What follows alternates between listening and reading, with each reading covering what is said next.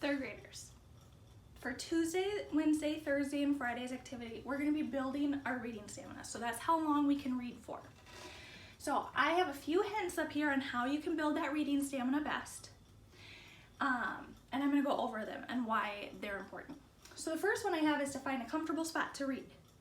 If I was told I have to just stand here and read for 20 minutes, no, I'm not comfortable. I'd be so distracted. I wouldn't be able to focus.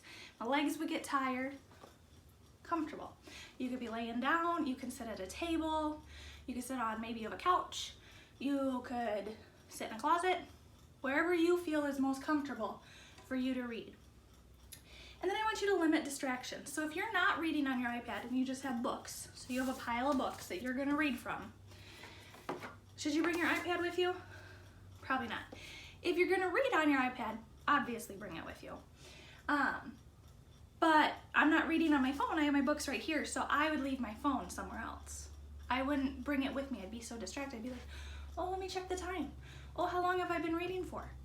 So if you're checking the time, you're not really building your reading stamina. You're building your ability to check the time. And then you have to choose just right books. If you're going to choose really hard books, this 20 minutes is going to feel awful. But if you're choosing just right books and maybe have a couple easy books with you, it'll go pretty fast. I don't want you to have too many easy books.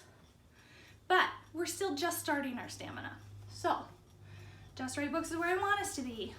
But if you have a couple that are easy, that's okay.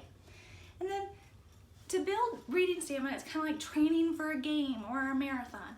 You have to practice, you have to build up to it. So this week we're going to be at 20 minutes. Tuesday, that might feel really long. But by Friday, it might feel really easy and you'll be like, oh, Miss White, come on, I can read for longer. And that's awesome. But we'll all get there together. So this week, we're going to start at 20 minutes. And eventually, I'm going to expect you to be able to read for at least 30 minutes straight, all together. It's a really long time. So we're going to practice and get there. But building our reading stamina is really important for when we do independent work in the classroom and when we do independent work at home. So your reading work this week, just to build your reading stamina.